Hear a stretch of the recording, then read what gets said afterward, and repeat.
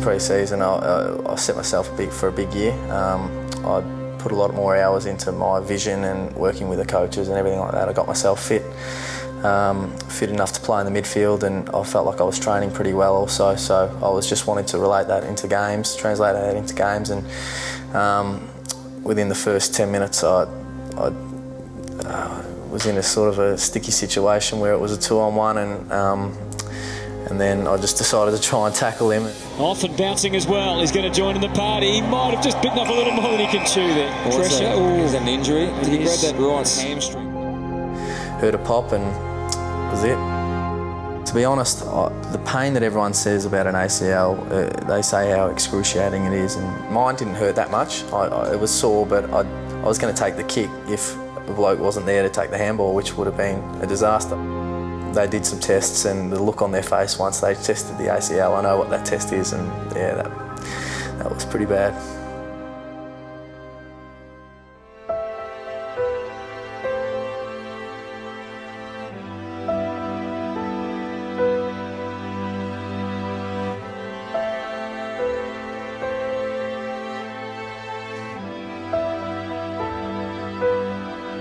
It didn't really sink in until maybe after the game. I was on the bench and I was still sort of a part of it. I was there and I was talking to Doc Reed. I was in a pretty good mood, to be honest, on the bench. We were cracking a few jokes and everything like that, and I felt like I should be more devastated than I am. And once I was in my hotel room with the ice pack on by myself, yeah, that was probably the worst bit. Yeah, that sunk in then.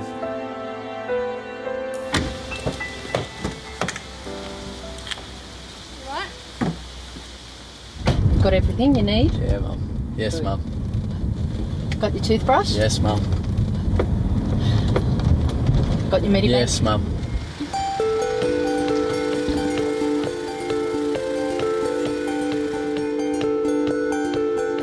My mindset this year was more, I wanted to prove myself. I think that I belonged at the footy club, and having not played a game in your third year, you're sort of nearly on the chopping block, and I just wanted to prove myself and make sure that I was worthy enough to be on the list, and luckily enough I was signed. I was touch and go there, I think, and I just wanted to prove to everyone that I was worth signing, and I had a big pre-season, but it obviously cut short now, and which is pretty devastating.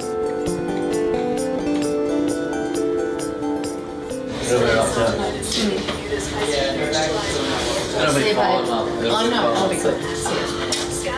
And we'll be there at the end, okay? I bet.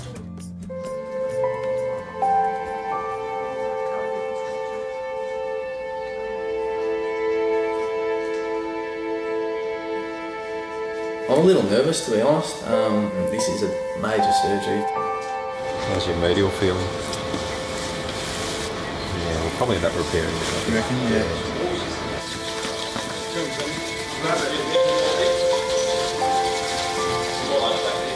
Sorry. 3 folks, 1 and a 2 and a 3.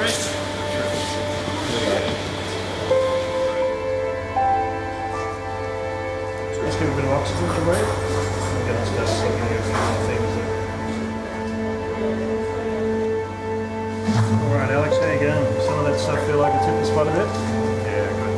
We're going to start giving you the stuff that's going to send you right up to sleep, okay? We'll take care of you, okay? So this is the actual arthroscope, which is essentially just a telescope. We've got a light source on it, and then we just add a camera to it so we don't have to sort of look down the eyepiece. We can just put a camera on and then you look up at the monitor. So we're inside the knee joint now. The reality is I just got to go through it, and I'm probably going to get forgotten about throughout the year, and that's just something I've got to deal with, and just try and track through the rehab myself. Now we're going to look at the torn anterior cruciate ligament. So this is the anterior cruciate ligament, and these are the torn fibres. Not playing footy for a year, that'll be a bit hard. So that's the bit of tendon that we're going to use to make his new ligament. We're going to take a bit of bone from each end, and that'll go into 2 tunnels that we drill.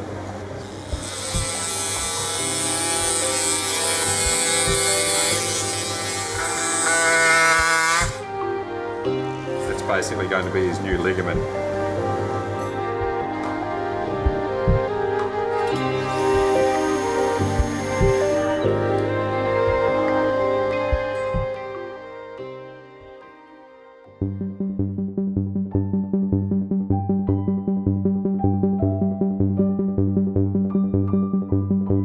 looks like it's going really well. You've obviously been doing some activation work with your quads already. So I was seeing my colleague show you a bit earlier, a little bit of swelling, and that's the first aim, is to get the swelling down and to try to activate the muscles.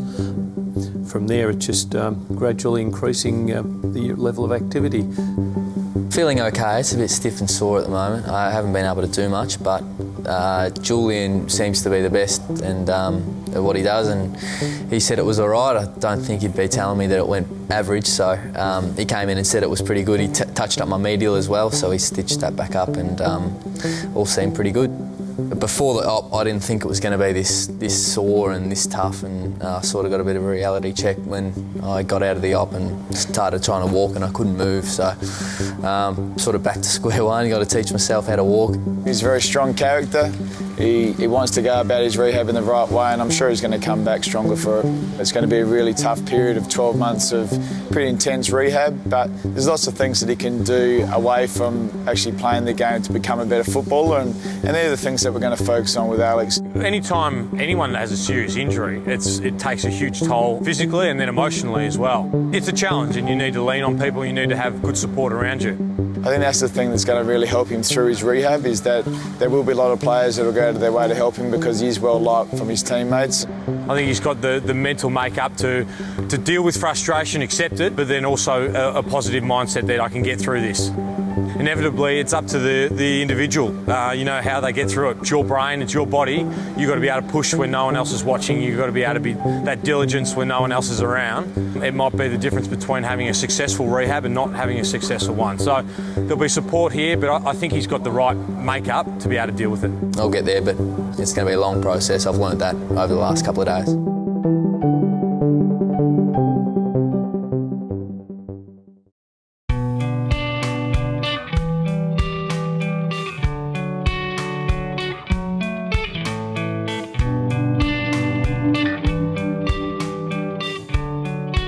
My first sash was the number 43. My old man presented it to me for my first game. It was round 6 against Gold Coast in 2011. Fletch didn't play that game, so I got the call up late, and yeah, it was a dream come true. But now I'm lucky enough to be wearing the number 1 jersey. James Hird thought it was a good jumper that I could take on, and he presented that with me at the start of my 3rd year, and it's an honour to put it on and play for such a proud club with such a big supporter base, and to play in front of big crowds every week. It's something that I'll continue to be proud of for the rest of my life. A few of the guys have a bit of a joke about me wearing the number 1 and not looking back, and Hooksy always says something to me nearly every week going, "Oh, you probably wouldn't be getting a game if you were number 43 still." But so number 1's you know, a good, proud number of the club. There's a few of the great players behind me have played over 100 games and premierships. There's about 10 or 11 of them. So yeah, it's a proud number, and it's an honour to be wearing it.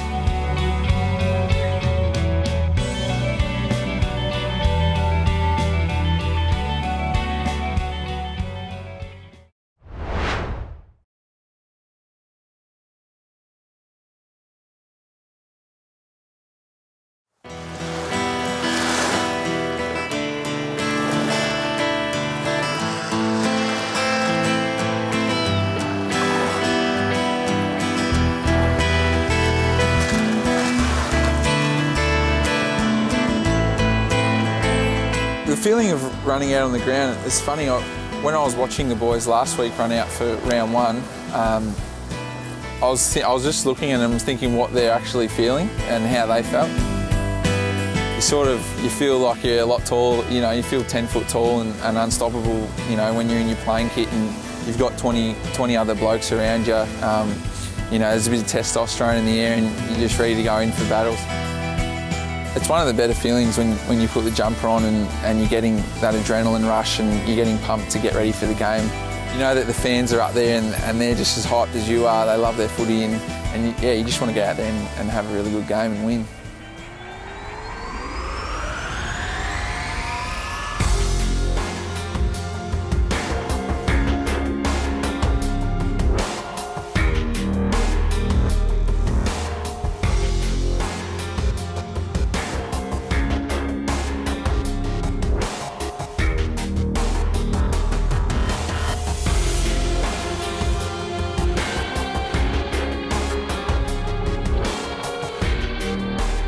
Jake, he'd be the first. I mean, he started the year was a bit slow, but he really in the second half he was probably our best player in the last 8 games. So his form late in the year was tremendous. I think when I started to play well, my teammates were they were happy and they knew that it was there because generally I'm a pretty good trainer and at training I train well, but it just sort of wasn't coming out in the game. So when it did, they started to. I think it even showed when they started to use me more. Sensational to Swans, but look at the stress on the Bomber fans. Delivered 2 behinds, snapped 1 earlier in the game. Oh, he hits that beautifully. Right in Adelaide. The fight is on for the top 4 this year. Playing with your teammates like Michael Hibbert and in the midfield with Job and BJ and Stance, you learn each other's ways, how they play, and yeah, it's sort of the cohesion work.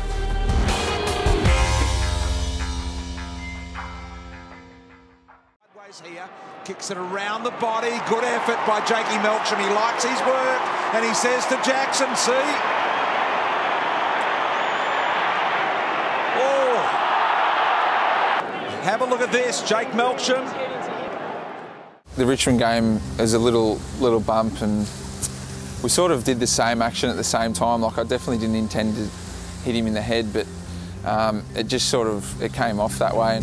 He's been extremely disappointed. You know, it's when you're fit and you're ready to go and you can't play and you want to be a part of a team environment, that's extremely difficult for him. Jake Melksham, he's obviously played VFL with us because he's firstly come back from injury and with his 2-week suspension, round 1 and 2, he hasn't been able to play. Under the rules, we're allowed to play him in practice games, so we've tried to keep his match fitness up that way. Now that's come around and you have to play in the VFL and that's when it starts to hurt when you're watching the boys out there. Yeah, I think you're only scratching the surface with Jake. We all saw what he did late in the season last year, and I think with another year, another pre-season, and he's getting older and more mature, and he's only going to be a better player. And I think in the next few years he could turn into one of the superstars of the comp, and I wouldn't be surprised if he does. I've been pretty close with Hibbo since he's come to the club. He's just one of those guys that he's just really funny, and he attracts people to him because of his behaviour and his demeanour around the club. He's a really funny guy and he's always got funny stories to tell, but most of them we can't share. Every time we're together we're always having a laugh, and that's what I love about him, and I think that's what he loves about me as well.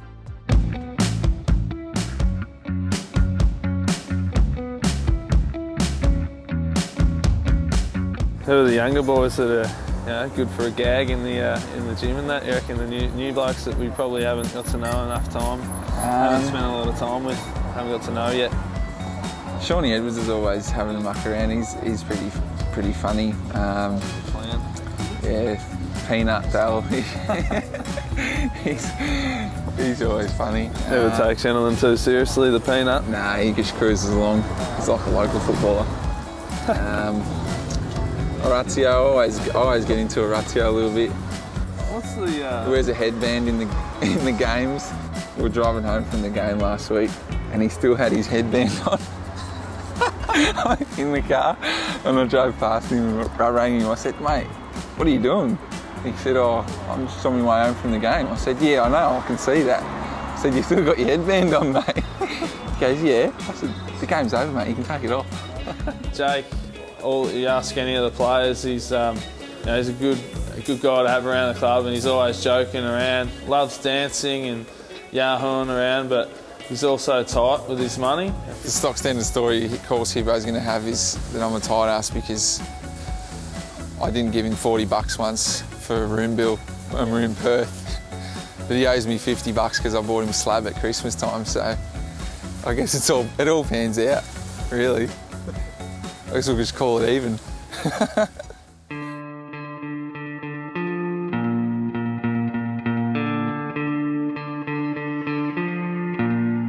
If I get picked this week, I can come in with a lot of confidence that I've got some game time under my belt and I'm hardened and ready to go.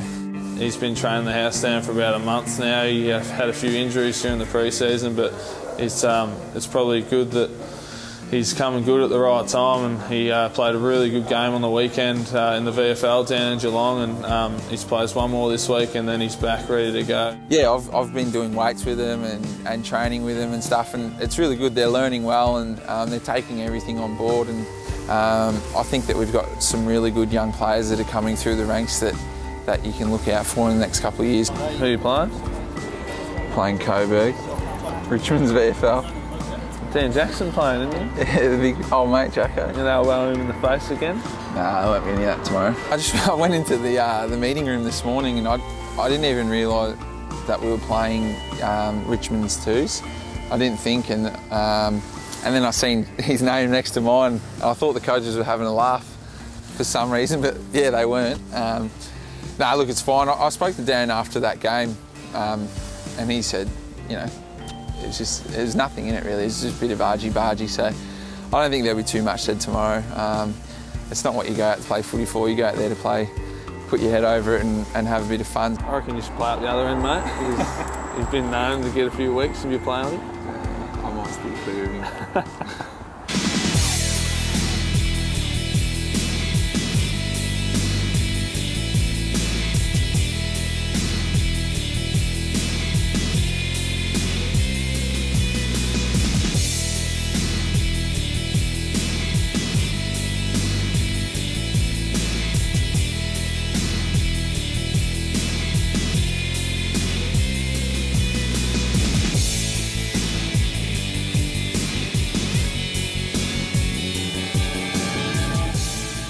Yeah, this year, ambitions and the goals that individually, and I guess obviously for the team as well, just be to carry out the consistency I had towards the latter half of last year.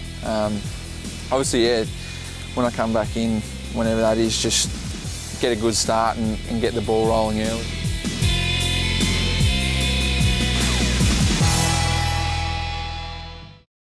We're here again today to see if another Essendon fan can earn their sash. Today, Justin is going to attempt to spend as long as possible in this ice bath. And we're doing it the old-fashioned way, in a wheelie bin. Get in there. Oh, cop that! Oh. I didn't know there was a horse in an ice bath. Oh, call me Mr. Ed. I'm feeling very numb, cold, fingers are hurting. Oh, hang on, mate. Yeah, Bomb. Yeah, Oh, hello. mate, don't leave me. It's a bit cold in here. 8:48. Call it at 10. 1, and you're done. Done deal. Great work. If you'd like to earn your sash, tell us what you're prepared to do via hashtag. One way to earn your sash is to visit the Kia website and see the many great deals currently on offer across the entire Kia range. So visit kia.com.au and find a deal that's right for you. You can even leave the sash on if you like.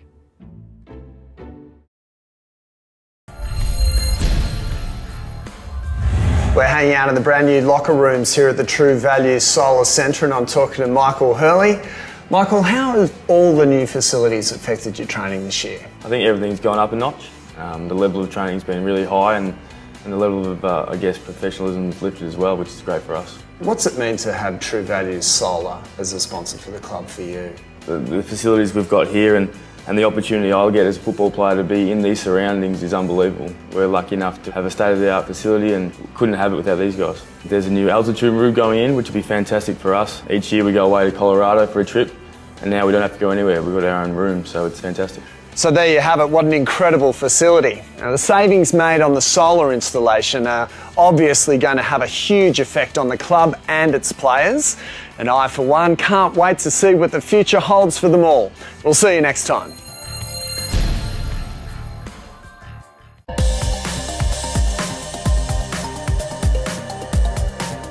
We work with the recruiters in building the VFL list. They obviously target guys that just missed a draft or the rookie draft, and try and put them in our program for a year or two, train them up and either feed them in as through the national draft or a rookie list player, like we did with Paddy Ambrose this year. The focus is obviously trying to develop a list of guys that don't get picked in the AFL side, and also to try and see if we can identify some guys in the VFL list that we can future draft or rookie. The guys that we pick each week generally share the game loads. No one plays less or more. We try and have a 23rd player each week to have a look at another kid, another opportunity to play. But the game loads are pretty much shared around. We've got obviously some first and second year players, from listed players that we try and keep their game loads down anyway. So it works in pretty well with the VFL list. The players they seem to win the close games when we've got a lot of fans out at Windy Hill, and yeah, to see 3,000 or 4,000 at most games is fantastic for the club. We've made the finals the last couple of years, and that's the goal again. We'd love to, finish 7th or 8th or even higher. It's always good to get some experience shown to the young guys that playing at probably a bit higher intensity than a normal regular season game. We've had a very good pre-season as far as the VFL point of view. Not a lot of injuries. We've got guys back from long-term injuries from the year before, and the 3 trial games that we've had have been a great success. Obviously, having the last year of the alignment with Bendigo and starting up, fresh under the Essendon and the VFL, it's been an interesting couple of years. But we think we've got some key staff in place now that it's going to make life a lot easier moving forward, and also being able to retain players, not having to go out and recruit, a full list every year is going to be beneficial moving forward.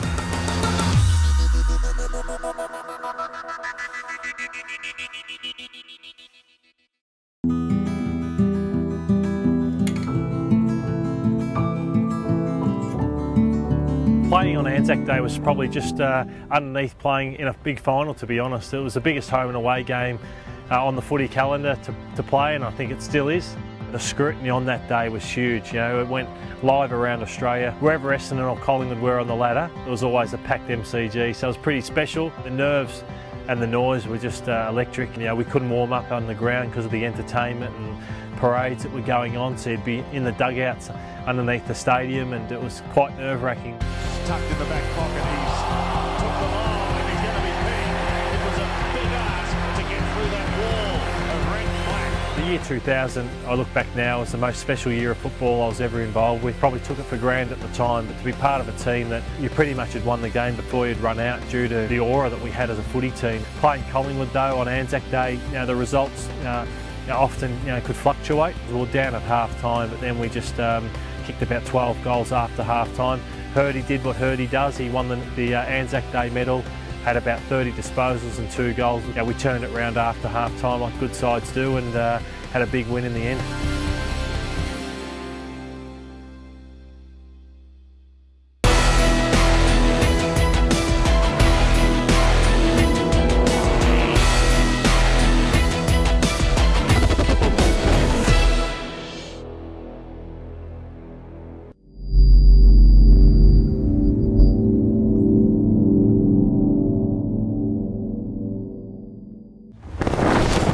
This has been a Fox Footy presentation.